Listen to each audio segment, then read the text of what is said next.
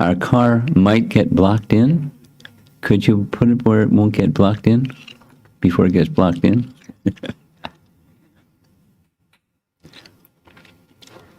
I can see that you have many guests planned. That nice lady back there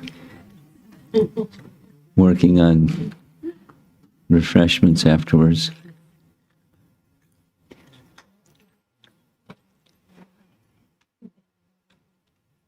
So the topic that I'd like to speak about is Brahma-vimohana Lila, and I'm sure you're familiar with Brahma-vimohana Lila.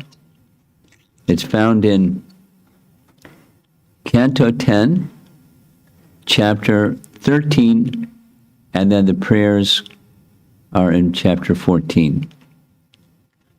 This is a stage of Krishna's life where he's not yet turned 5, because it involves Krishna's herding calves, and when he turns 5, he starts herding the cows. So he's with the calves. And the painting, very beautiful painting, is showing Lord Brahma on his knees with his hands folded before Krishna, who's standing underneath a flowering tree with his left hand extended, very specific, and his left hand, because Krishna has just gotten up in the middle of having his lunch with the cowherd boys, and he's holding still in his hand a lump of yogurt with some rice and fruit in his left hand, because he eats with his right hand. And with unblinking eyes, Krishna is just looking. At the end of this section of Brahma's prayers, he doesn't even respond. He just acknowledges Brahma's prayers, and Brahma circumambulates him and departs. That's the scene when he's offering his prayers, and Brahma is the head of one of the 4 disciplic successions, the Brahma Sampradaya, and we find ourselves receiving knowledge in that disciplic succession from Lord Brahma, and so these prayers are very special to us. Canto 10, Chapter 14. And just for a quick summary of Chapter 13, the beginning section of the chapter is Krishna leaving Nandagram, and there's a whole description of the procedure before he leaves the palace. His rising early and bathing, and with Nanda Maharaj bathing with him, and the mother Jasoda dressing him and decorating him, and naturally, as a mother is attached to her son, she's very attached, but she's transcendentally attached. She's Mother Jasoda attached. And there's many scenes of following Krishna as step by step, and adjusting his garland, and making sure that Balaram looks after him, and making sure he has enough samosas in his lunch bag, and, you know, doing things. And each time Krishna says, "I have to go now, mother." And finally, he departs into the forest with the calves and his cowherd boyfriends. And the beginning part, long section, describing what the cowherd boys do together. And basically, it's not herding calves, it's playing. And because the calves are attached to Krishna, they just follow Krishna. So it really doesn't have to herd the calves, they just follow. And they play this way, that way. There's a long description of their playful activity. So the reader is now in the mood of playfulness of Krishna during this age. 4-year-old boys, what are they going to do? And then comes the scene where the Aghasura demon appears in the path. The boys have been down this path many, many times. They've never seen this big thing before, and they start wondering, what is it? Is it this? Is it that? Is it the other thing? But they're in a playful mood, and they're exploring, and so they start to smell this bad, fishy smell. And then they realize it's not anything other than it's a giant serpent. But anyway, Krishna has always protected us. Let's go and explore inside. So as you see, off they go. And as they go, the calves with their tails raised follow right behind the cowherd boys as they enter. And Aghasura doesn't close his mouth yet because he wants to swallow Krishna. Though Krishna is concerned that the cowherd boys might have difficulty surviving not seeing him, because that's part of the nature of their attachment. As Mother Jasoda is attached, there's descriptions that sometimes when they're passing through the forest and there's a tree between the boys, one boy and Krishna, for the time it takes to pass the tree, they nearly die because they're not seeing Krishna. He's their life. So Krishna enters the Aghasura mouth, and he quickly closes his mouth. But Krishna knows what to do. Krishna expanded himself. One of his mystic potencies is to become bigger and bigger and bigger and bigger and bigger and bigger. So the serpent's body started expanding and expanding and expanding, but he couldn't match Krishna's expansion. So he suffocated. And when he suffocated, the soul that was within the demon's body left the upper part of his head, just like humans have a Brahma-randra at the top of their head. So snakes also have a soft spot, and the soul went through that soft spot. The jaws of the serpent opened, the cowherd boys left, Krishna left, and the soul hovered like a bright light in the sky, and then entered into Krishna's body. Sayuja Mukti. Krishna liberated him. And the cowherd boys looked at Krishna, wow, that was really great. You're so wonderful. Let's go have lunch. And that's what happens. Around 11 o'clock each day, a demon will come, because otherwise the boys would just continue playing and playing and playing and playing. So there's an interruption to their play by a demon coming daily around 11 o'clock, and at 12 o'clock it's time for lunch. So they went to have lunch, and as they were having lunch, they sat in a circle with Krishna at the center. And although the rasa is different, this is the rasa of friendship. Like the rasa dance, Krishna expanded himself into so many Krishnas. So much so that each of the gopis felt, and all they could see was that it was just Krishna with them dancing. So each of the cowherd boys also saw, Krishna is so attached to me, he's just looking at me. And each one was thinking like that because Krishna has mystic powers. He has his power of Yogamaya to completely fulfill and satisfy the desires of each of his devotees according to their relationship with him. Like Krishna says in Bhagavad Gita, Yayata mam prapadyante tang sataiva pajamyaham. As persons have regard for him, he reciprocates perfectly. And these cowherd boys, they're in that rasa of friendship, and they're completely attached to Krishna. So he's reciprocating with their attachment for him. And in the painting, we see there's Lord Brahma looking at this amazing scene. Here's this, he saw the Aghasura demon being killed. He saw the soul rise in the sky and enter into Krishna's body.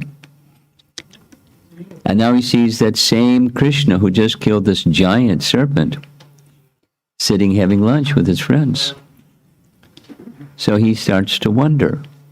I mean, it is wonderful, but he starts specifically to wonder, what's the extent of the mercy, of the potency of Krishna? Because, please consider, Brahma has immense potency to create a universe. I mean, think of creating something. Thinking of creating something like an ant or a mosquito. Prabhupada speaks like this. Or a spider web.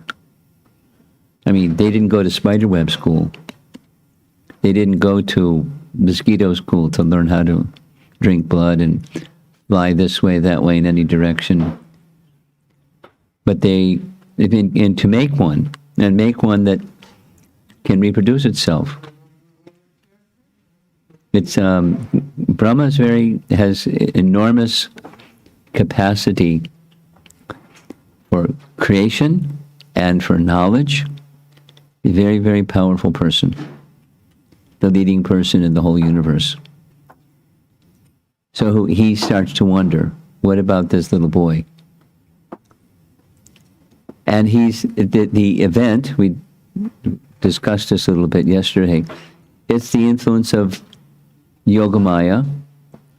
Yogamaya means a potency, an internal potency by which one forgets one's real identity and becomes covered by that Yogamaya potency and adopts an identity that matches Krishna's pastimes. So this powerful Lord Brahma wants to see what's the extent of Krishna's power. So he matches his power against Krishna's power. What's Krishna going to do? So what did he do? He kidnapped the calves, and then he kidnapped the cowherd boys to wait and see what Krishna was going to do. So as the cowherd boys were sitting having their lunch, the calves were grazing, looking for greener grass. They started going this way, that way. And then the boys realized, uh-oh, the calves have started to stray. So Krishna said, don't worry, you just continue having lunch, and I'll go fetch the calves. So they continued having lunch. Krishna went up to get the calves, but the calves had already been taken by Brahma and put into a cave. And when the Krishna was searching for the calves, Brahma came and kidnapped the boys and put the boys in a cave. And there's a painting showing the calves and the boys in a cave. And then there's Brahma flying on his swan carrier going back to the scene of the crime. Because it's known that sometimes criminals do that. So he wanted to see what's Krishna going to do. And when he got to the place where the boys were having lunch, he expected to find Krishna crying or perplexed or something. But much to his amazement, he saw there was Krishna with all those cowherd boys and all the calves having lunch. He was very astonished. There's a nice Sanskrit word. It's one of the 7 secondary rasas, astonishment. So he went back and looked in the cave, and there they were in the cave. Went back to where they were having lunch, and there they were having lunch. You see him in the sky there. He is looking at the scene. And while he's in that amazement, because remember his desire was to see what is the limit of Krishna's opulences. Krishna reciprocated. Yayatamam prapadyante. As he had that, because he's a devotee, Brahma's a great devotee. He's very powerful and very intelligent, and he's using it in Krishna's service. So Krishna displayed mystic powers without limit. Each one of the cowherd boys was still there having lunch, and each one of those cowherd boys manifested a form of Narayana. And each of the forms of, and there's a lot of cowherd boys, each of the forms of Narayana was surrounded by the personified Vedas who were singing his glories. So it was like a personified Vedas concert. But it wasn't just the personified Vedas. All these Vishnu Murtis were surrounded by the unlimited opulences of the unlimited. And it lists some of them. The mystic powers headed by Anima Siddhi, by mystic potencies headed by Ajja, by the 24 elements for the creation of the material world headed by Mahatattva, all personified. This is important. They weren't just Shaktis kind of zooming around somewhere. They were persons. Then Lord Brahma saw that Kala, the form of time, not just time, but the form of time. What does the form of time look like? Swabhava, Samskara, Kama, Karma, and the gunas. What do the gunas look like? And their own independence, being completely subordinate to the potency of the Lord, had all taken forms. Notice that's in a different color. Had all taken forms and were also worshipping those Vishnu Murtis. Now, there are several places. I'm going to spend a little bit of time. This is one of the main things I want to discuss this evening.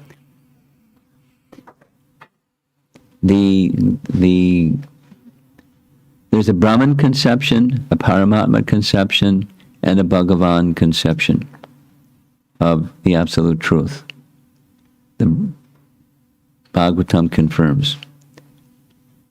Vedanta tat vedas tattvam yad jnanam advayam brahmeti paramatmeti bhagavan iti shabdyate. The Bhagavatam is disclosing all three features of the Absolute Truth. And the complete feature of the Absolute Truth is Bhagavan. Van means one who possesses, and Bhaga means opulences. He possesses all opulences in full. And all opulences in full means it's full. There isn't something less than fullness within him. And the variegatedness of that fullness is without limit. And each of those variegated opulences have personal forms. It's quite amazing. And the word that's used in the text, this particular verse, atarkya, nija, mahimani. Tarkya means logic. Tarka. Atarkya means it's inconceivable, beyond logic. Nija, mahimani.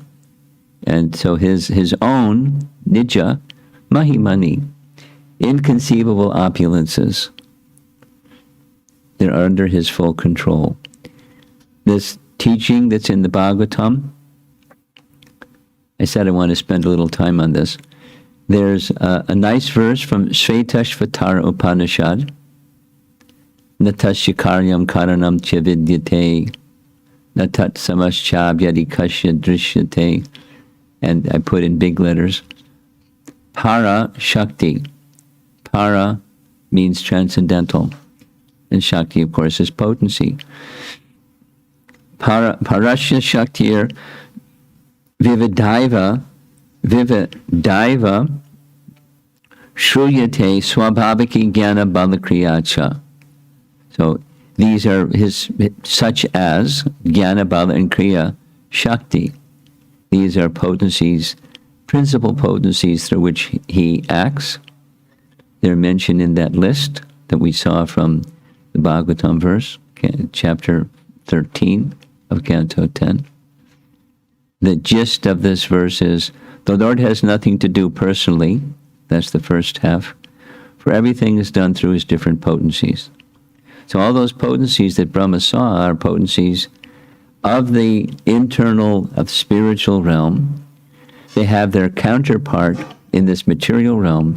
The material counterpart is resting upon the spiritual origin.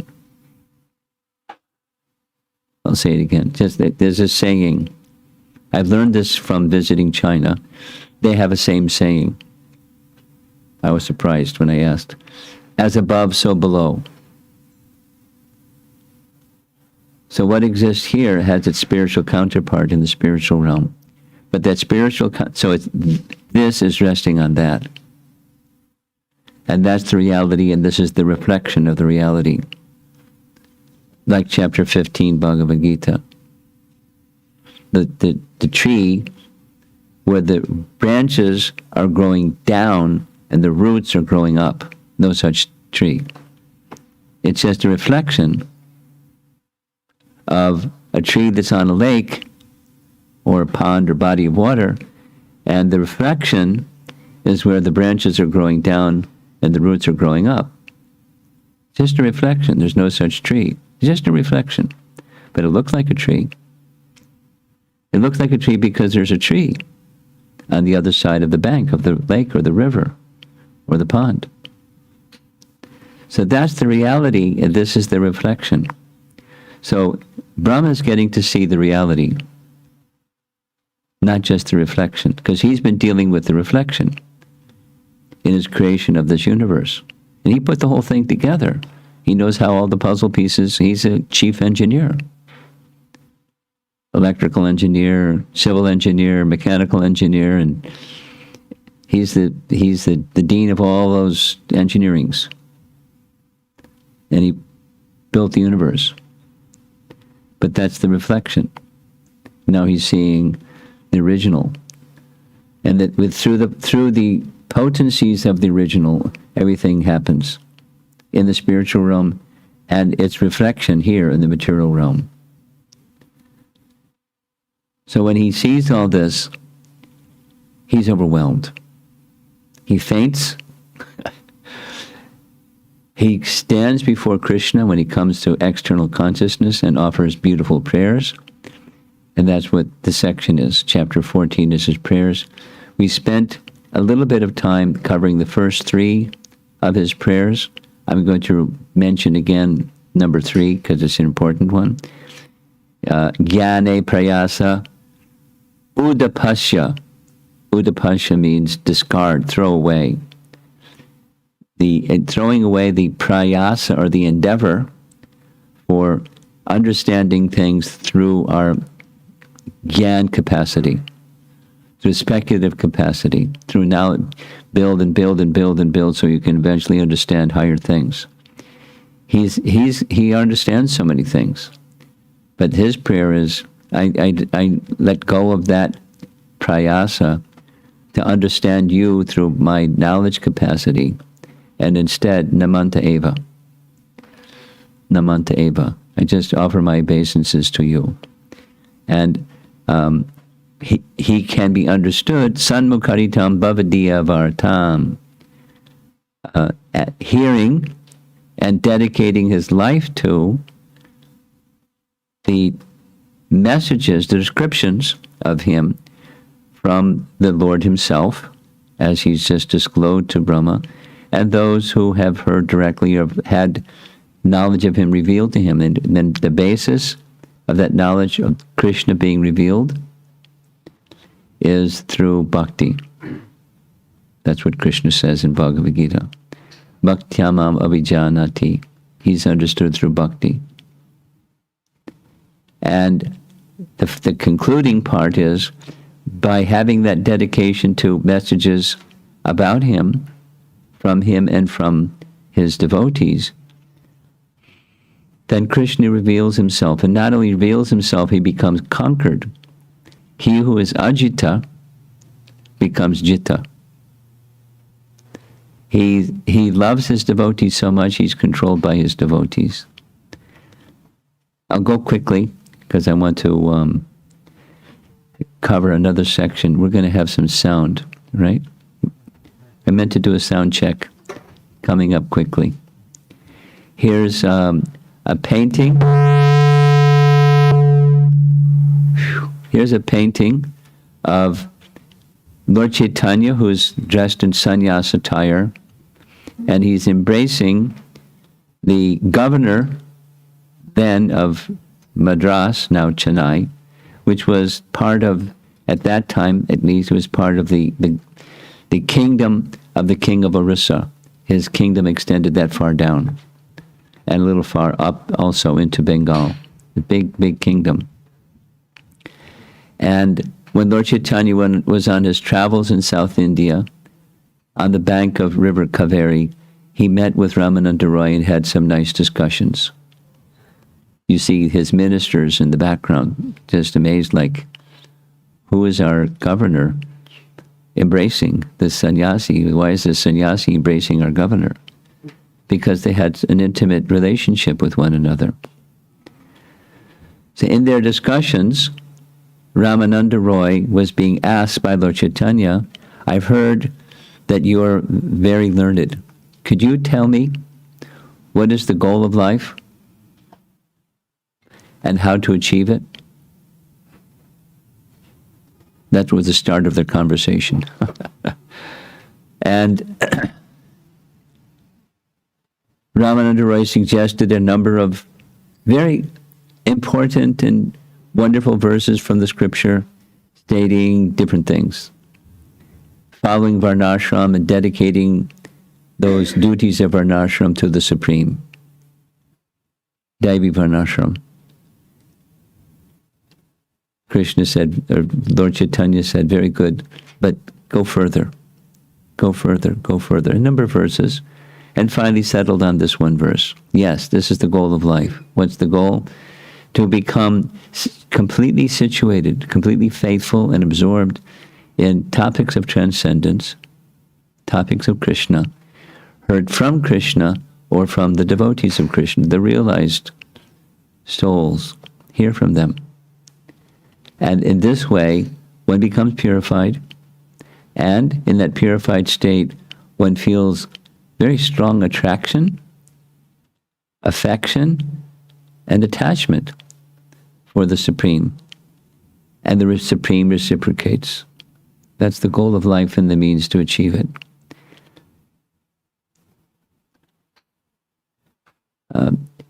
Later in this chapter, we'll hear Brahma speaking about the specific nature of Krishna in Vrindavan. That feature of Krishna in Vrindavan is superlative. And Brahma, he's an outsider. He's visiting Vrindavan. He's seeing the cowherd boys together with Krishna all day long, and the calves for that matter, and how fortunate they are. And the nature of Krishna in Vrindavan is not only the calves and cowherd boys, but even those who are inimical to Krishna. You will hear. We're going to hear a recording as part of the sound little section of this.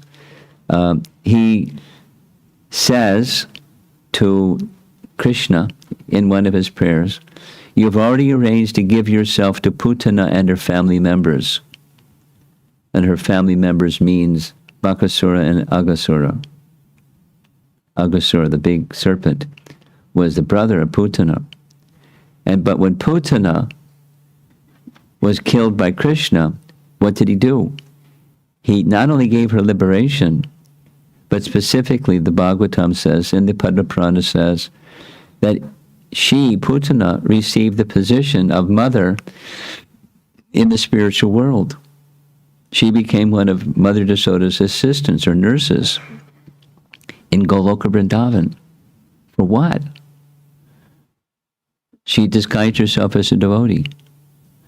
She acted as if she was a mother. Her intention was to poison Krishna, but she acted as if she was a mother. So Krishna gave her not only liberation, like he did with Aghasura, he gave her an eternal position. So if you reciprocated with Putin in this way, how are you going to reciprocate with those devotees who have completely dedicated everything to you? Their lives, their hearts, their property, their everything, completely dedicated. How are you going to reciprocate with them? He's marveling at the super excellent, fortunate position of the residents of Vrindavan. So this is just a nice painting that shows Krishna bifurcating the beak of Aghasura after he allowed himself to get into the beak of Aghasura, but the Aghasura couldn't swallow him. Then he escaped and then bifurcated and gave him liberation. You see the cowherd boys with their sticks ready to whack Aghasura in case Krishna has a problem. And here's Aghasura, another of the brothers of Putana. And up top, the cowherd, on the right side there, the cowherd boys are trampling on the heads of Aghasura as after they get freed from his grasp. That's just a little introduction to his prayers in the beginning part. There's another nice section that's recorded, and I think you'll like it. I like it. I hope you like it. It's a narration of and with images of Brahma's prayers.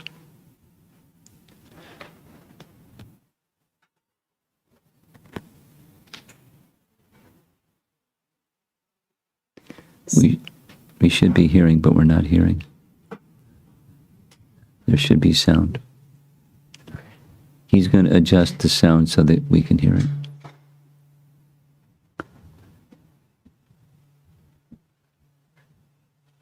Krishna display. He prays to Krishna. O Lord, I previously was unable to either understand or see you due to the coverings of your own Maya, your delusional energy.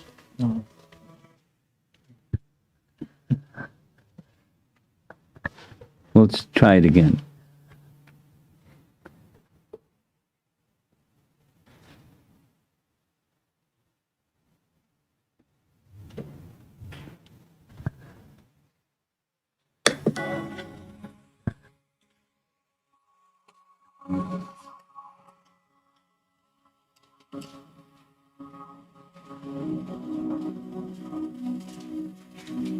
Lord Brahma attempts to express the ramifications of the opulence that he has seen Krishna display.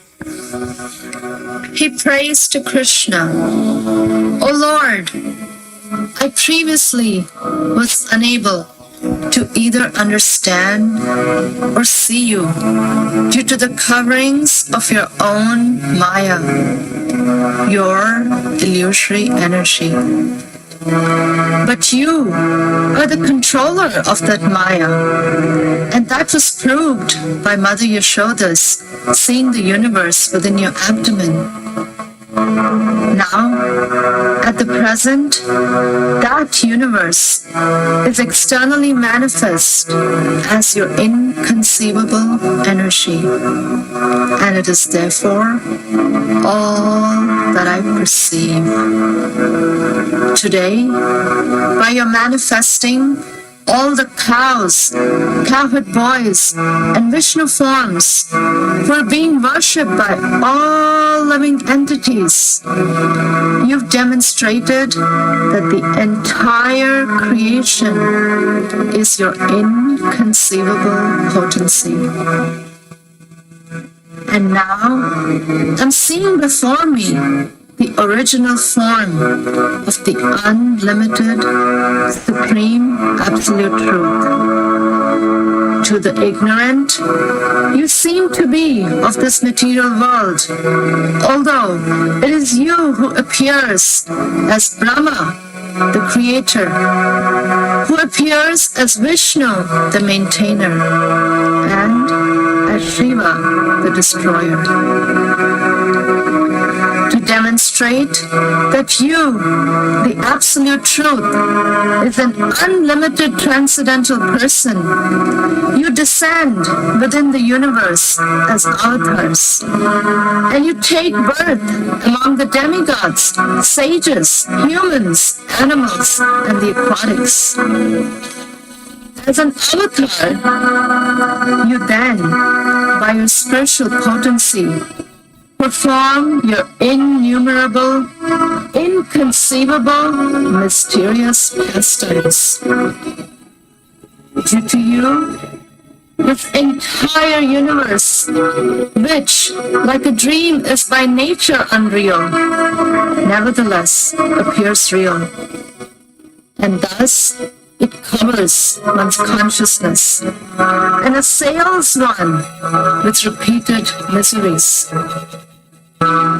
This universe appears real because it is manifested by the potency of illusion emanating from you, whose unlimited transcendental forms are full of eternal happiness and knowledge. You are the one Supreme Soul, the primeval Supreme Personality, the Absolute Truth, self-manifesting, endless and beginningless. You are eternal and infallible, perfect and complete, without any rival, and free from all material designations. Your happiness cannot be obstructed, nor have you any connection with material contamination. Indeed, you are the indestructible nectar of immortality. By the grace of his spiritual master, a jnani can mix bhakti with his jnana. He will then be able to see you as the soul of all souls. He will be able to see you as the super soul of his own self. This vision will allow him to cross the ocean of material existence. For one who has thus realized you, the illusory energy at once subsides, for he is free of the false vision of perceiving anything as separate from you. Seeing you with this vision of knowledge, and remaining in knowledge of you, devoid of the false perceptions that are the cause of the existence of the material world, his ignorance and illusion cease. Therefore, through knowledge of you and knowledge of himself as your eternal servant, neither liberation nor bondage have meaning for him, just as day and night have no meaning for one present on the sun planet. How foolish are the jnanis! How foolish are the mayavadis! They are fools because they consider your form as a manifestation of illusion. How foolish are the conditioned souls! Regardless of how intelligent they think themselves as being, they all perceive themselves as their bodies, and they thus fail to see their self as part of you.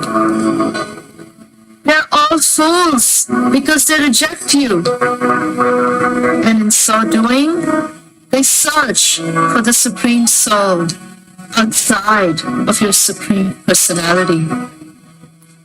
How foolish are all of these so-called learned men. O unlimited Lord, the saintly devotees who have added bhakti to their jnana seek you out within their own bodies by rejecting everything separate from you. Indeed, how can discriminating persons appreciate the real nature of a rope lying before them until they refute the illusion that it is a snake? My Lord, if one is favored by even a slight trace of the mercy of your lotus feet, he can understand the greatness of your personality. But those who speculate to understand the Supreme Personality of Godhead are unable to know you, even though they continue to study the Vedas for many years.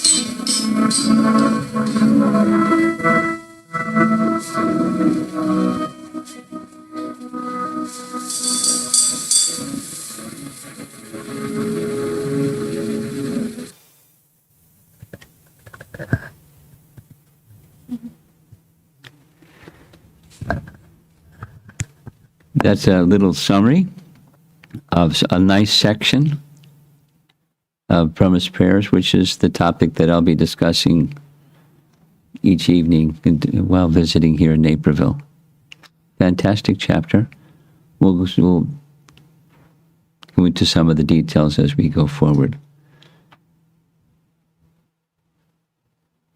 So there's quite an assembly here of your friends, and this is my understanding is many of you are involved in assisting the Naperville project to go forward with fundraising and making it happen.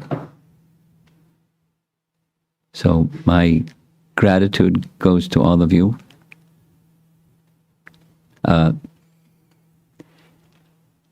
Yes, I'll say a couple words about once upon a time. Once upon a time, there were a few families out here in Naperville. And the Jairam family and the Menon family, and they had children. So I came with one devotee from the Chicago temple on a regular basis. I don't remember exactly. Premananda probably remembers better than I do. I think it was like every Friday we came, and the person who was the driver was really good with children. So he went downstairs with the children. And I was upstairs with, the adults, just a few families. And the kids had so much fun that our class was over before their class was over. And they would come up really joyful. And that's how things began. And there was interest. And then the number of families started to spread, and there's nice history. Premananda and her family moved from Grays Lake to Naperville, and she just repeated what she was doing in Grays Lake in her home. She gave class to the kids. Now some of those kids are giving class to kids. Without details. And then slowly. It's just it seems to me, I'm, some of you are senior citizens, but I may have all of you beat in the number of years of worldly age, plus my practice in Krishna consciousness has been around 54 years of just being dedicated in service to Krishna. So it seems with those years of experience in devotional service, Seems to me that Krishna wanted this to happen. Even before we were ready, things started to happen. And then more things started to happen and more things. Just like this property. We weren't, this is a long story. But, it just kind of appeared in the market. Somebody, a devotee, realtor, found out about the current property before it even hit the market. And they came out for a gathering. I looked at the property and said, before the end of the day, make an offer. It was a Sunday, because it's going to go in the market. So they talked, and they made an offer, and the offer went back just once and twice, went back and bought the property. We weren't looking, and so forth. And here you all are, assembled to help make, again, my picture of what's going on is Krishna wanted it. And so it's, we all have a role to play in helping Krishna with what Krishna wants to happen. And,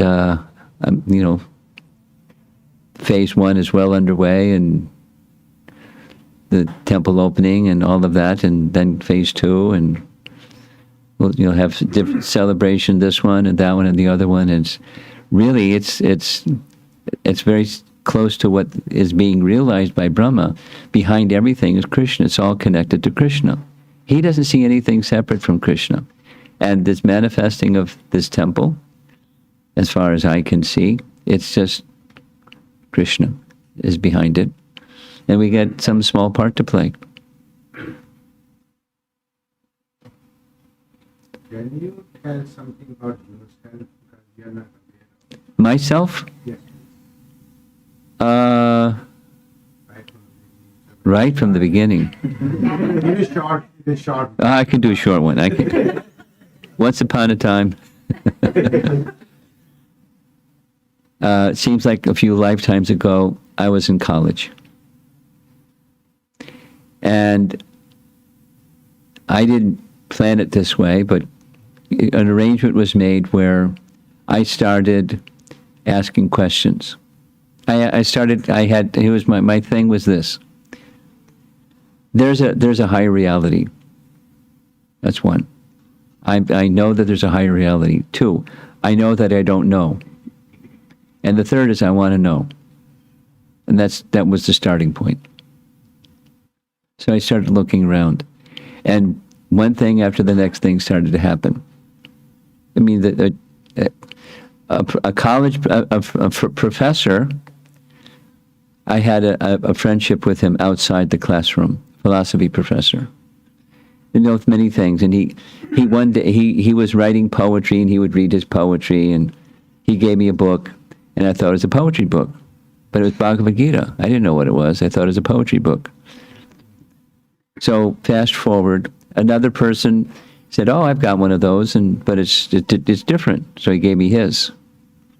So now I have these 2 Bhagavad Gitas, and I thought maybe there's more. So I went to the library, and I found 5 more versions of Bhagavad Gita. So I checked them all out of the library. I read all 7, and I came to 2 conclusions. It's not a book of poetry, and the second was I don't understand it. Some time passed, some other doors opened, and a devotee gave me a Bhagavad Gita as it is. I read it, version number 8, and it was really easy to understand. I was puzzled. Why is it really easy to understand, and the other ones I couldn't understand? But I kept reading it because it was nice, and I wanted to know. And then it became clear, just from reading it. This is coming from realization. And the others were coming from scholarship. Exactly this. Jnane prayasa udapasya. Namanta eva. There are scholars that had their flashlight out looking for where's the sun. Isn't that how you find the sun? The sun discloses itself. And the sun discloses itself, that Krishna discloses himself through his devotees. So somehow good fortune came my way, and I met some devotees. And then, the doors, I just kept asking. And the doors appeared where there wasn't a door before. And then the door opened, I went through on the other side, and I found this whole other, so it just, things started, so it wasn't like fast. It wasn't impulsive and, running after something. And I thought, gee, I mean, there's some details which not. I had a realization that my life has changed, transcendentally changed by his kindness. He risked his life, literally, to cross the sea with 2 heart attacks, to come to a place where he doesn't know anybody, and to give Krishna. And I was one of the recipients. He visited the university that I was attending, and my life changed in his Bhagavad Gita and the chanting. And I felt indebted. I felt a very strong, and still do, sense of gratitude. So I can't just take and not give.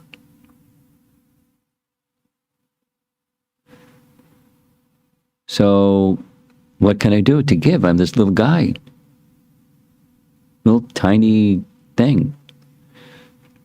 But he wanted little guys like me to come together in centers and collectively do something more than a little guy can do alone.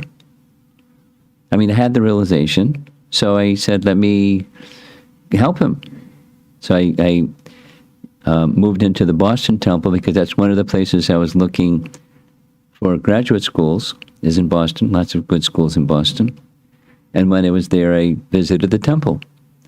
And the temple was out of sight. So I took a leave of absence from school and jumped in the pool. See, what's it like in there? And how can I be of assistance? And there was no looking back. I mean, I remember at about 3.5 years after having lived a life of dedicated devotion as a young brahmachari, headed for a medical profession, but I took a leave of absence, and so I thought, okay, now I know what the pool is like. So what do I want to do? I can go back to school and continue, It was very conscious deliberation. No one was, in my ear about it. I just was thinking. I thought, there are lots of doctors, and there are not too many people doing what I'm doing. And there's lots of freedom doing what I'm doing, and I probably will meet some people that I can help them become Krishna conscious doctors. So, it was it. That was the only, if there was any pause, it was like, because, that one. But, for 50-something years, it's been a blast. Being, an instrument to assist our founder Acharya to go out of the way to find people like I was as a college kid, and other stages of life also. I think I want to share something about my involvement in China, because that's a topic I wanted to spend a little bit of time with. During one year, I was the chairman of the GBC. You all know what GBC stands for? Governing Body Commission. Prabhupada took the name, as far as I understand it, from the Indian Railroad. It's with the people in charge of the Indian Railroad is the Governing Body Commission. So he borrowed that terminology from them, as far as I understand. So the ultimate managing authority in ISKCON is the GBC, and I was GBC for a number of years. And then I became the chairman of the GBC. And unfortunately, there wasn't a job description that went with being a chairman. I just like, okay, good luck. So I thought, chairman. So I literally went to a globe and looked at what's important in the world. Because this is not just a temple, and I was president of a temple, or GBC overseeing a zone. This is the world. So I got a globe out, like, what's important in the world? And China. It's really important. And at that particular time, the GBC for China was blacklisted. It couldn't enter China because there was things going on with the government at that time. But, I wasn't blacklisted, so I went as the chairman of the GBC, basically just to tell them, you know what, you people are really important. Your country is important, and your devotion is important, and you're important. And that's what I just went for that purpose. So they would feel, hey, the chairman of the GBC is giving us attention, telling us we're important. And people. The Chinese culture and Vedic culture they're so similar. And those differences, obviously. The theism and atheism are big differences. And the receptivity of the people was fantastic. So since then, that was 2010, I've been visiting, except for the pandemic. And I want to share with you, what's going on. There's lots of things going on with the government, but the government doesn't like religion. And there's a good reason. Because if people have allegiance to religion, they may have less allegiance for the government. So it's a competitor for the allegiance of their followers. So they tighten the screws. This chairman of the Communist Party has a very big screwdriver. Recently, within the past 6 months, they passed a 9-page, very detailed no-nos, prohibitions for religious organizations specific to the use of the internet to propagate. Very specific. Doesn't say what the penalties are, but they showed their teeth. And it's supposed to begin March 2. And everyone's like,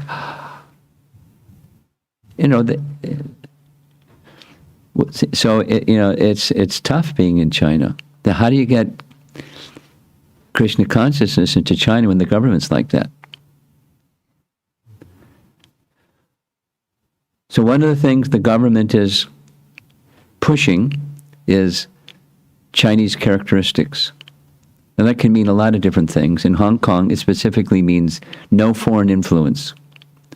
But in mainland China, it has a slightly different, it means, the values taught by Confucius and Lao Tzu and all of their wonderful people that taught values that if you didn't see the label at the bottom, you'd think, well, that's Vedic, or the people that hear the Vedic, they say, well, that's our Chinese culture. So that's the matchup. So I, being wanting to be an instrument of our founder Acharya and recognizing the importance of China in the world today and growing and growing and growing in the world tomorrow, how to get Krishna in there. So I have some ideas, and I plan to, Krishna permitting, to move with some of them. Here's one of them. Was your degree at Oxford? Okay, so some professors from Oxford, or those connected with Oxford University, together with 2 or 3 other ISKCON persons, came up with, take the ivory tower picture of Bhagavad Gita and bring it down so the world can understand it. And they came up with 6 Gita values. You're familiar? So I've taught Gita values. And then a little light went on. It goes like this. Because the values of Gita and the values of Chinese culture are so similar, minus, of course, Krishna, and minus, of course, the soul. You're not the body, but it's the values. So the values in Gita rest upon the soul and Krishna. But then when they hear the value, they go, wow. So we're planning, it's in the works. And I reached out to Brajabihari, asked him to consult with Shonaka and see if he has some recommendations for me. But a 5-part presentation, starting with the devotee community, so they can reach out to the Chinese people, the Chinese devotees, and the Chinese not yet devotees, to understand here's the Gita values and here's how to connect with Chinese characteristics. When people hear my experiences and others I've consulted, when they hear, oh, that's in Bhagavad Gita, that's in our Chinese culture, tell me more. You know, you hit a button, and the button arouses enthusiasm to hear Krishna's words in Bhagavad Gita. And then out of the box comes Krishna. But it has to come out gently because the government's watching. With the public, at least. The devotees have no problem. But there's this, transitioning between. So, 5 parts. 1, someone reads that paragraph in Chinese. Each of the 6 has a little, very carefully crafted, refined paragraph. 2, some ladies, so there's a female voice in the presentation, they refer to someone from Chinese history or a saying or poem or something that's well known by everybody that expresses this value from the Chinese perspective. 3, there's a devotee, Yasoda Kumar, who is very accomplished, very learned, very, has a deep sounding voice, and he sounds like, a PR man or a broadcaster type person, but he's very deep and knowledgeable. So he's going to explain that value further as far as Chinese culture is concerned. Part 4, I'm going to say, here's Gita values, with images like this and helping people get a picture in their mind, and then discussion. And we're going to do that so that the devotees can get a sense of, the Chinese devotees, how to relate to other people and help them connect with Bhagavad Gita that resonates with Chinese culture, and then people go, oh, I want to hear more about that.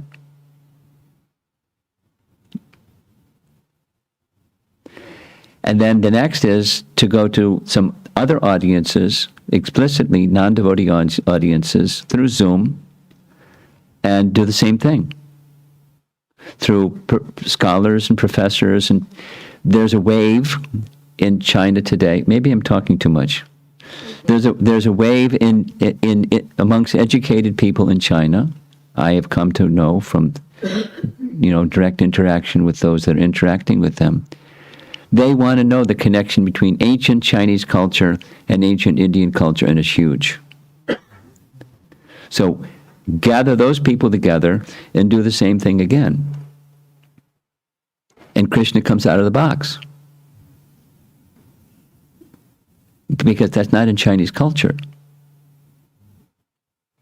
But the value is there. It's an atheistic value, or an agnostic value, but it's resting upon Krishna. So, that's one strategy. There's a few others, but I'll mention one more. And I brought with me, believe it or not, just believe it or not, Krishna is very kind. There's a very creative devotee who got permission from the Chinese government, or a publisher that they contacted has given permission for publishing Ramayana. And they gave, after that, they gave an ISBN. That's like, the relationship between India and China today, the publisher was shocked. He said, I'll give it a try. And he was shocked that they agreed, and he was shocked that they gave the ISBN.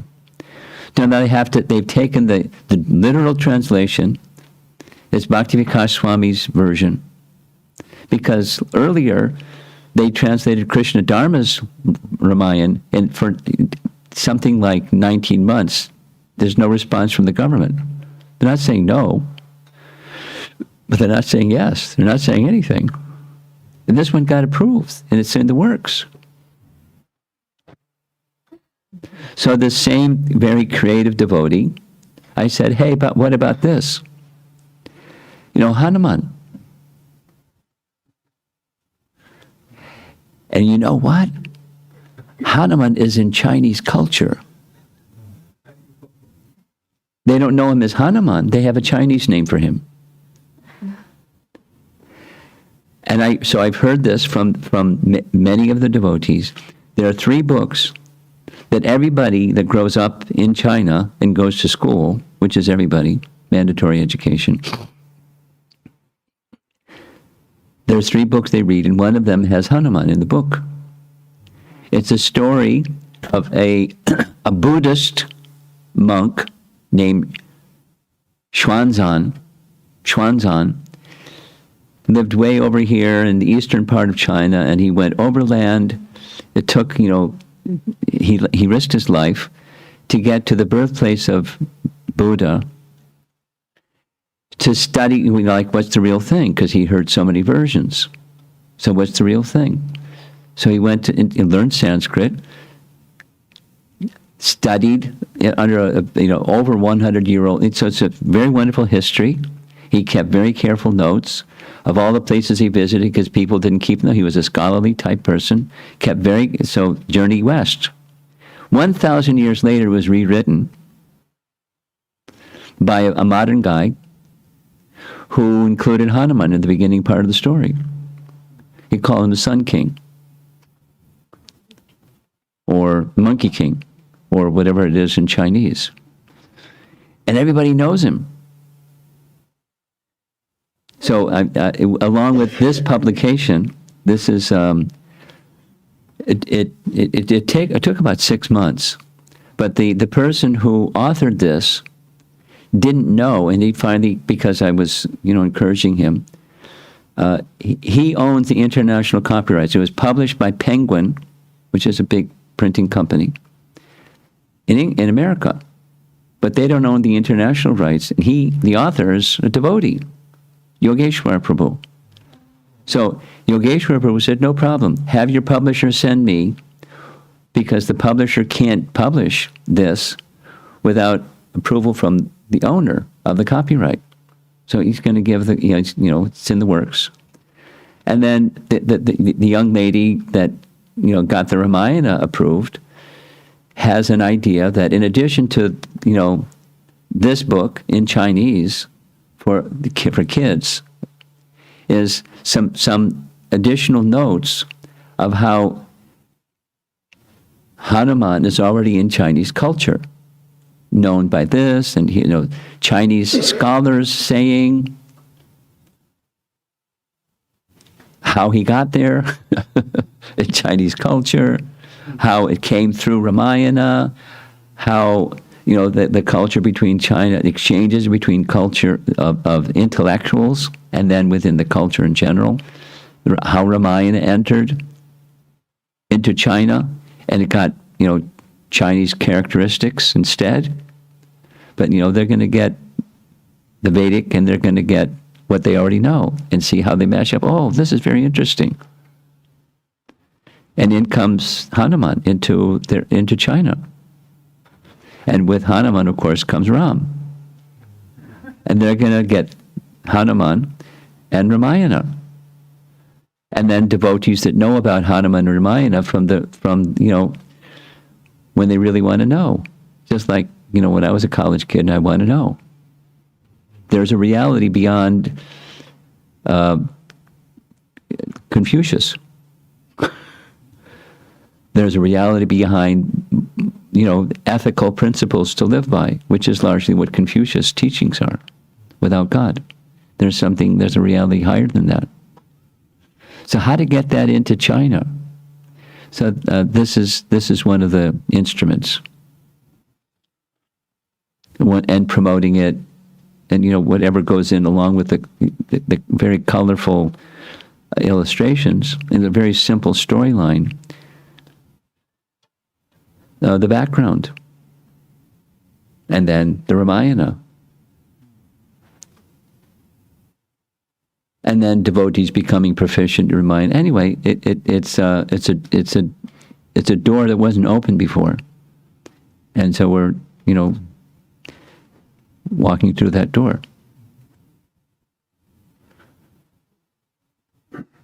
When you approach, you said you went to China. When you approach, what sect of the public or the scholars do you approach in the beginning, starting? When I just was meeting with the devotees. I didn't go outside. Well, excuse me. The way to introduce Krishna consciousness that I personally experienced was in yoga studios. Yoga is very popular. The government approves it, and there's yoga studios. So we would contact, I wouldn't, the local people would contact a yoga studio. Hey, how'd you like to have some music? Kirtan. And how'd you like to have an introduction to the meditation aspect of yoga? Mantra meditation. So that was the foot in the door. And then with mantra meditation comes everything else. Meditation on what? And then, Gita's message, and, simple. And then once they show some interest, here's our book table. And then, books. And here's our beads, and here's bhakti. And here's you can join our little reading group, and, they don't have to. They can just go back to their yoga. But if there are people that have very significant spiritual interest, there's just no contact. So you make the contact. Here's an example. Just happened 3 days ago. There's a lady, a devotee, who before she was a devotee, she was a professional singer. And her voice is very angelic. Tungavidya. She lives in Beijing. And I just got 3 letters from 3 ladies that she goes to yoga, she's still going to yoga studios without, somebody coming with her. And she just sings. And she melt their heart, sings Hare Krishna mantra. And so nicely, celestial voice. And then she does, really simple. I don't know what her talks are, but something simple. Bhagavad Gita, 101. Made really simplified.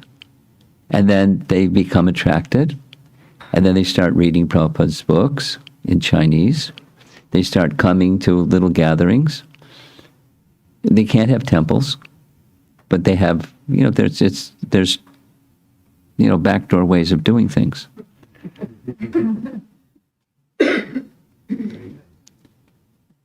So that's that. Yoga studios. But sometimes, no, I haven't been there since they started, the COVID thing happened. But sometimes they would have gatherings at lounges in motels or hotels in cities, and with the right relationships, they would look the other way, just because we're paying the fee to have the room, and we do the same thing with a whole big gathering of people. And their hearts are soft. I'd like to share some things, but maybe another time. Their hearts are very soft. I'll say one thing. At least 35 times, I was trying to count, at least 35, the ones I can remember. First time anybody's had any contact with the Hare Krishna mantra. And someone singing over here, there's this devotee couple, they're really nice singer and musicians, etc. The wife plays mridanga like she's a man. She's like really good. And he sings and plays harmonium. And that's how we start Kirtan. So right after the Kirtan, 35 times, hand goes up. What happened? When while the singing was going on, I felt something in my heart moving. I started crying. My whole body was trembling. I've felt emotions I've never felt in my life before. What was that? Their hearts are soft. It's like the example of a spark falling on dry leaves, and it starts a fire. They're deprived, but not averse. There are some people averse in the world, but they respond. Very amazing. I haven't had that happen anywhere in the West. Many times in China. I mean, that doesn't say China people are better or something. It's just there's a special, when deprived, they get something that's genuine. It's very moving. There's always challenges, but... So, what are the logistics involved to promote these kind of books like the Bhagavad Gita and Hanuman, related to Hanuman in China? I mean, like, I know that it's ISBN number is there. So, is there any other mode we can do it remotely other than that? Well, yes. The way that it works in China is the publisher requires the person who wants a book published to pay in advance. So I don't know what this is going to cost, but it's going to be some cost. And I made a commitment to this nice, very creative devotee. She found somebody who was going to pay for the Ramayana publication, and when it's as the books sell, that person will be reimbursed.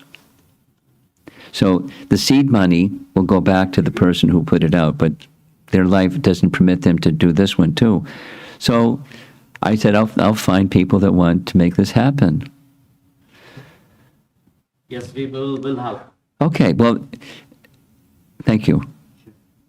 Because I'm sure there are people that want to see it happen. Because remotely, Krishna's given something. Let me use that something in Krishna's service.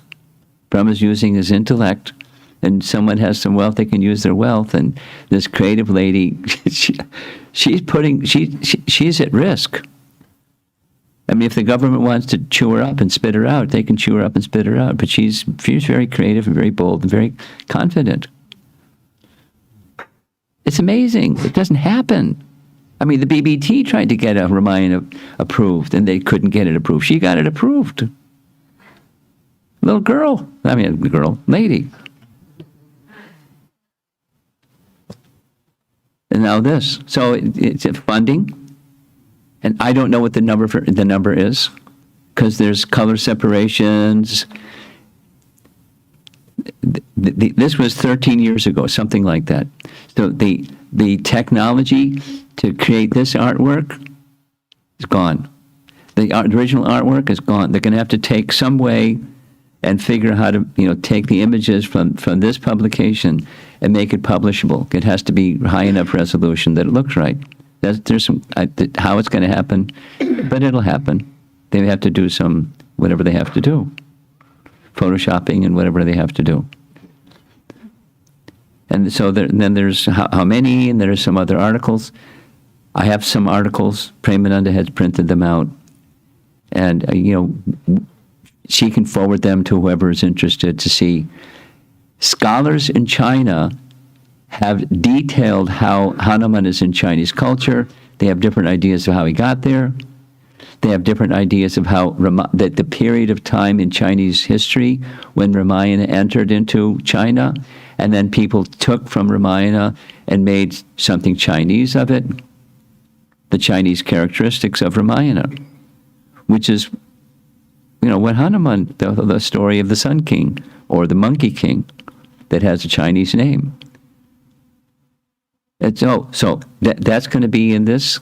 It's very carefully researched. There's a little team. So how many pages it's going to be, how many copies, the color work, I don't know what the number is. And usually if somebody says it's between this and that, it's going to be more than whatever between this and that is. It always works that way. It's like the temple. You have to ask the contractor and they give you a bid, and it's always going to be more than that. And even when there's, anyway, construction is another story. Materials and costs of things. So I don't know the number. I'll try to get a guess. I thought, anyway, depends on the number of pages and then how many copies are in the first print run. And the more that there is, then the more copies, and the less they'll cost per copy. And so I don't know how to do it. I'm not in the publishing field. Yogeshwara, who's the author of this, he can probably help me. I'd like to have a number, but I don't have one. But so it's just helping finance the thing. It was my birthday. No, it wasn't my birthday. I was, our host wanted to give me something. And I said, I don't need something. What about jacket? I said, I told Premananda, I'm staying in Detroit. They gave me a jacket. It's in the bag in the closet. And when I leave, it's going to stay in the bag in the closet. I don't need a jacket. So if she wants to help, help bring Hanuman into China. Okay. And you can do it remotely. You don't have to get on an international flight and get a visa and go through all the rigmarole when you go into the country. Okay. And then this lady she's creative. She has ideas of marketing and get it around. And then speak about it. Travel around and speak about it. People will come to know, oh, she's really good. She has a professor who volunteered, I'll translate the book from English to Chinese. I want to be part of your team. A professor. A well-known professor. So, that's how. Yeah. You have something?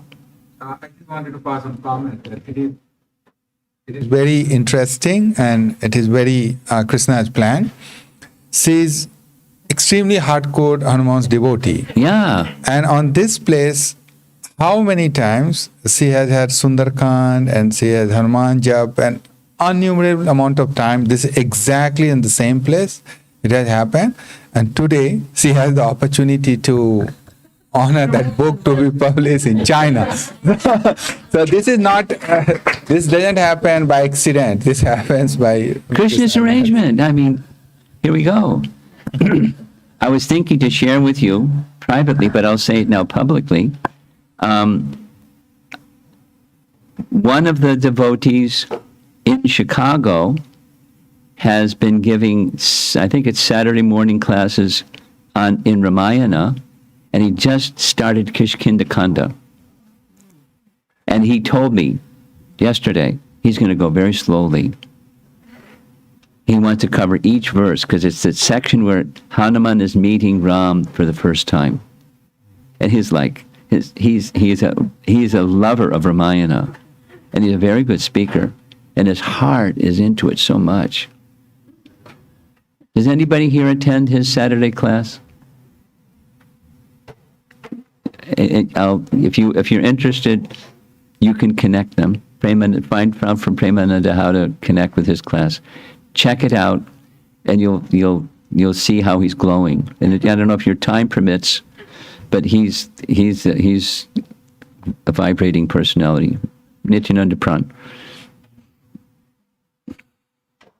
So, here we are. Hanuman's arrangement. Here we go. Into China. And it's not going to. This is just this is the point of a needle. There's the whole shaft of the needle and the head of the needle, and there's a thread, and there's. Yeah. Like Ramayana, Ramji's bow and arrow. Yeah. Yeah. Straight in China. Yeah. Yeah. That scene when he's on the top of Mahendra Mountain and he's preparing to jump, that's the scene. You know the scene. No, I don't. Oh, you don't? I have not read that part. Oh. Just read Sundarkand all the time. Well, it's the beginning part of Sundarakanda. He's on Mahendra Mountain getting ready to jump. I'll read it. There's way down. All the commentaries, Govindaraj in his commentary on Ramayana goes into detail what the other acharyas have said.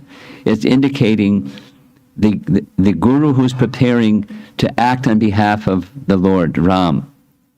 He's got a mission. He's been empowered. Here's my ring. I trust you will be successful. He's empowered, and he's preparing himself. And then, shh. It's really wonderful. That's where we are. He's on top of Mahendra Mountain right now.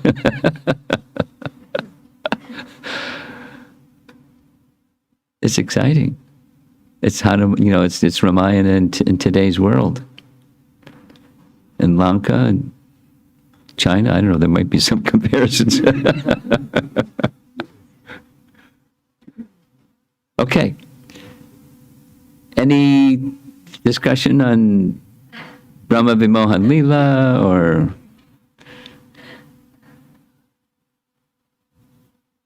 Maharaj, did they publish the Gita also? Did the Chinese government publish Prabhupada Gita at a certain point? The Chinese government doesn't publish, but they approved that it get published. And then the recent government withdraw. They control things very well. But so, I don't know if I want to say this publicly. There's a way that, little by little, they get publishers to publish small quantities, and then another publisher is under the radar. So they did it. They had a book distribution marathon, and so many Gitas were distributed. The version that is being printed and circulated, the government at one time approved. They're presently in the process of getting the final. The government signed a contract with the BBT to publish the first 9 cantos and the first part of 10th canto. They're reasonably confident it's taking time to get government permission to publish the rest. That's printed by government publishing house.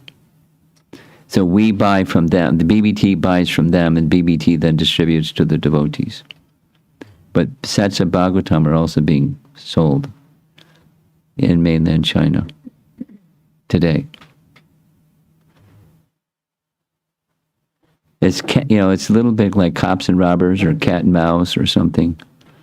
It's tricky, but it's going on. And this can come right out of the box because Hanuman's in Chinese culture. Compliments of what people did so many centuries ago. Okay, so what do we do next? Premananda? Shyam?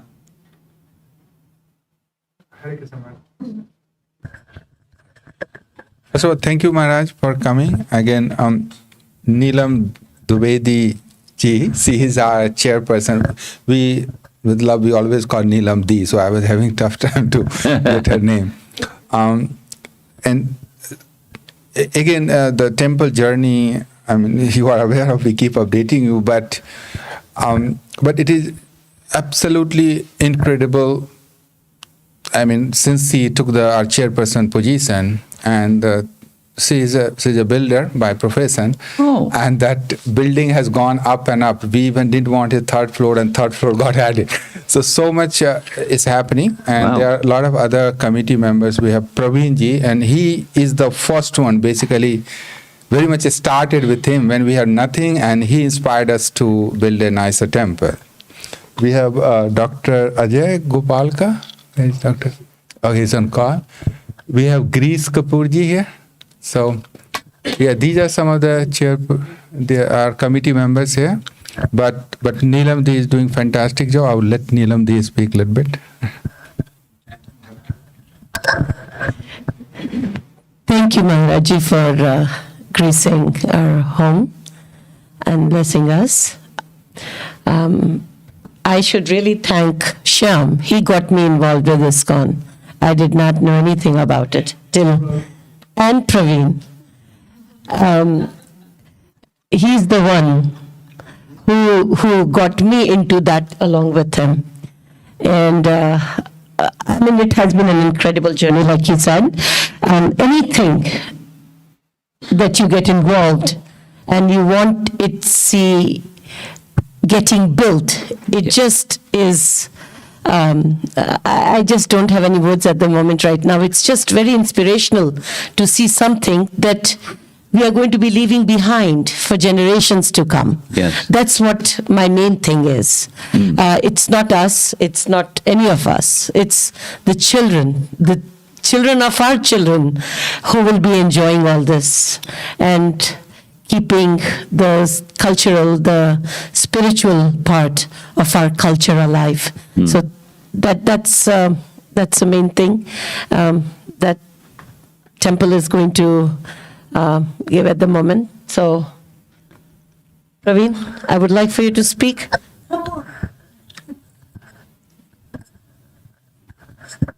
I don't think this is a speech-making opportunity. Thank you, Maharaji, for coming and blessing us with such a knowledgeable and pious and heartfelt beliefs and conviction, and more importantly, at least where children are concerned, to kind of show that with passion you can go where the natural inclination would be to just recoil and not reach there. And China is a great example where what everyone knows and you go against the grain because you have the passion. And I think that's the kind of thing that whether we spell it out or not, children will know it, and they will learn it from examples more than any preaching. So what we're doing for the temple is really what we are helping ourselves, and Krishna is enabling all of that. It's just none of us are doing anything, and it's all coming from him. We are giving what he has given us. Yes. You know. Yes. That's all we are doing, and I firmly believe in it. So I think all good, it's for the community, and we are benefiting from it every day. But thank you very much for coming and enlightening us with your experiences. Thanks very much.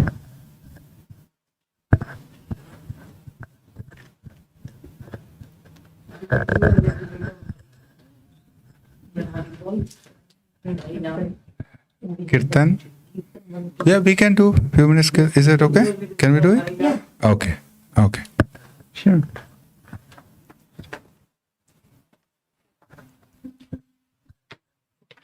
Okay. Neelam Di?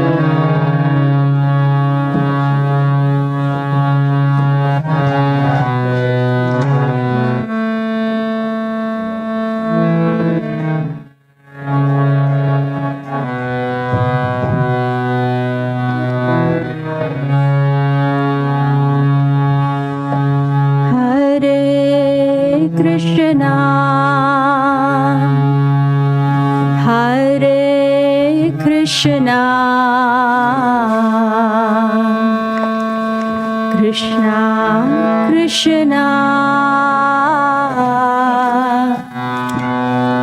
Hare Hare, Hare Rama, Hare Rama, Rama Rama Hare Hare Hare Krishna Hare Krishna Krishna Krishna Hare Hare Hare Rama Hare Rama Rama Rama Hare Hare Hare Krishna Hare Krishna Krishna Krishna Hare Hare Hare Rama Hare Rama Rama Rama Hare Hare Hare Krishna Hare Krishna Krishna Krishna Hare Hare Hare Rama Hare Rama Rama Rama Hare Hare Hare Krishna Hare Krishna Krishna Krishna Hare Hare Hare Rama Hare Rama Rama Rama Hare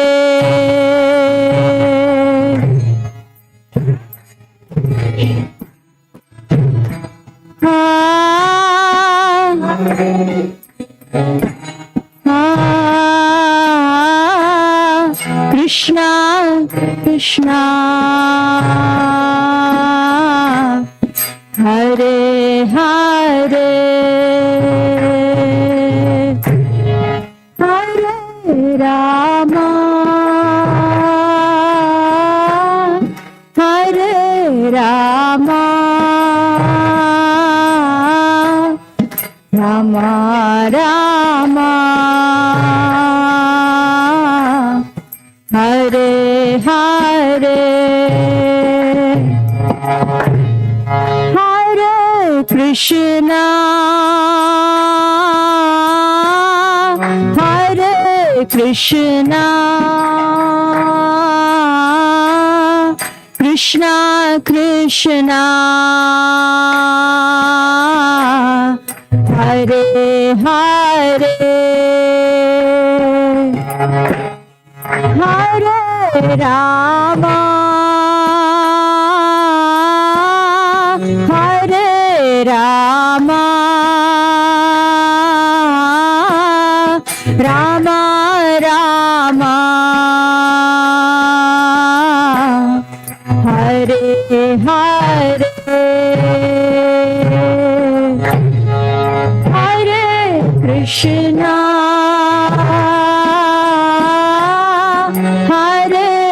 Krishna, Krishna Krishna, Hare Hare, Hare Rama, Hare Rama, Rama Rama, Hare Hare, Hare Krishna, Hare Krishna, Krishna Krishna, Hare Hare, Hare Rama, Hare Rama, Rama Rama, Hare Hare, Hare Krishna, Hare Krishna, Krishna Krishna, Hare Hare, Hare Rama, Hare Rama, Rama Rama, Hare Hare, Hare Krishna, Hare Krishna, Krishna Krishna, Hare Hare, Hare Rama, Hare Rama,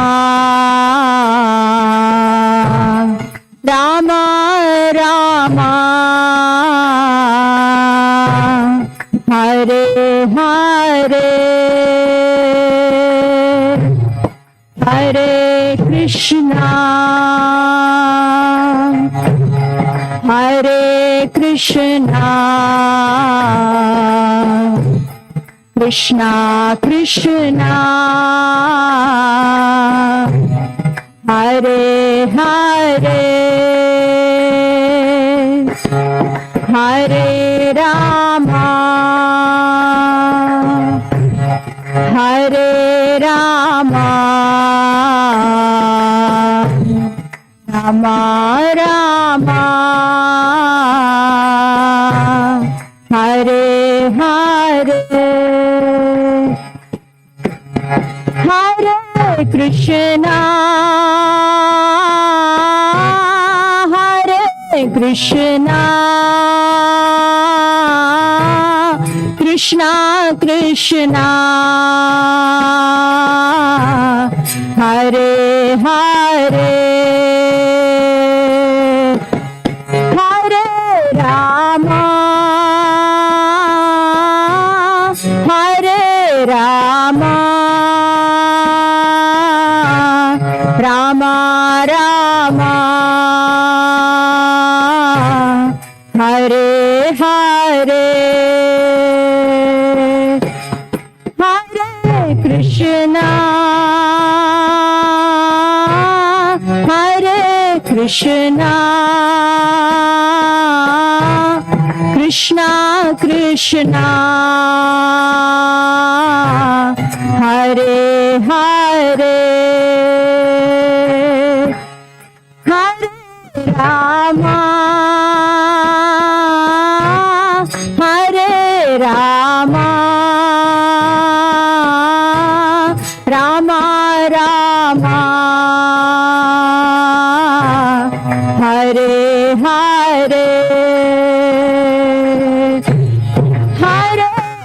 Krishna. Everyone. Hare Krishna. Krishna Krishna.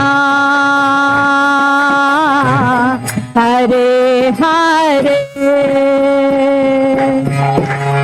Hare Rama.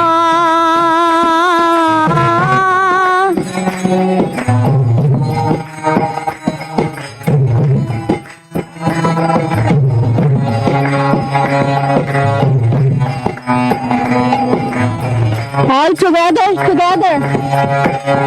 Hare Krishna. Hare Krishna. Krishna Krishna. Hare Hare. Hare Rama. Hare Rama. Rama Rama. Hare Hare. Hare Krishna. Hare Krishna. Krishna Krishna. Hare Hare. Hare Rama. Hare Rama. Rama Rama. Hare Hare. Hare Krishna. Hare Krishna. Krishna Krishna. Hare Hare. Hare Rama. Hare Rama.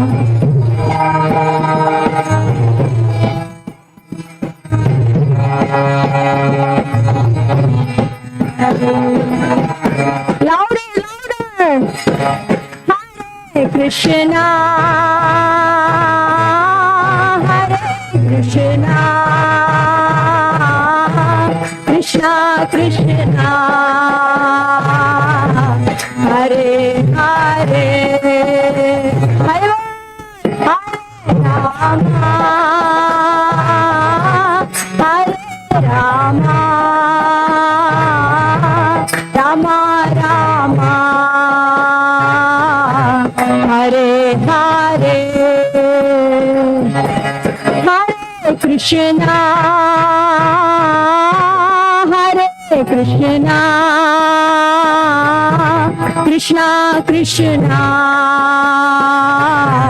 Hare Hare. Hare Rama. Hare Rama. Rama Rama. Hare Hare.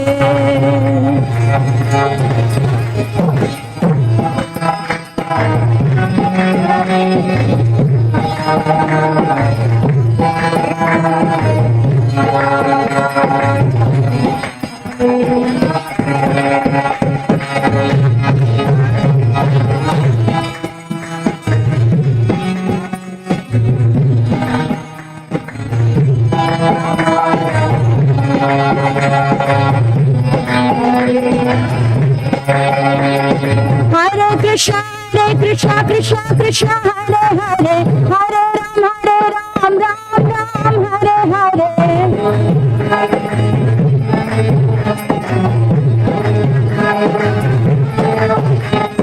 Hare Krishna, Krishna Krishna, Hare Hare, Hare Ram, Ram Ram, Hare Hare.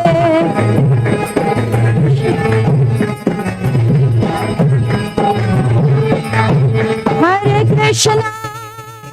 Krishna, Krishna Krishna, Hare Hare, Hare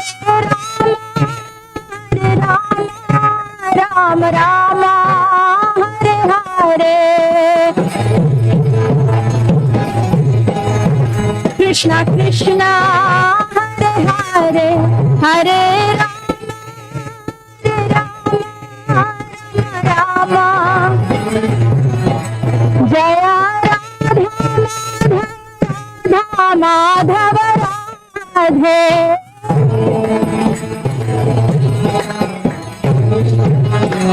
Jaya Radha Shama Sundar Radha Shama Sundar Shri Radhe.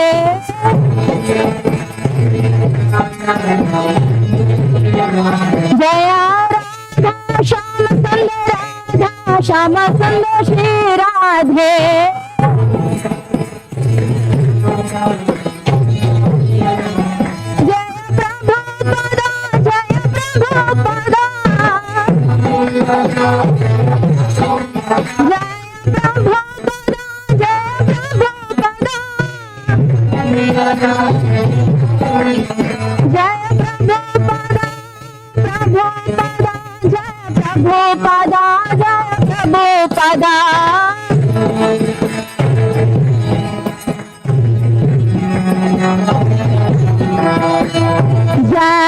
Jaya Prabhupada, Prabhupada, Jaya Prabhupada, Prabhupada, Nitai Gora Hari Bol, Hari Bol, Hari Bol, Nitai Gora Hari Bol.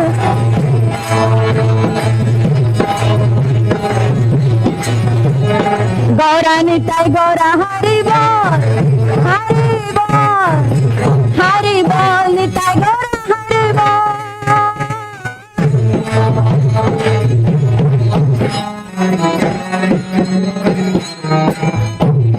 Nitai Gora Premanande, Hari Hari Bol. Harinam Sankirtan Yagya ki, Shri Radha Madhava Radha Shama Sundar ki, Srila Prabhupada ki, Ananta Koti Vaishnava Vrinda ki. Hare Krishna.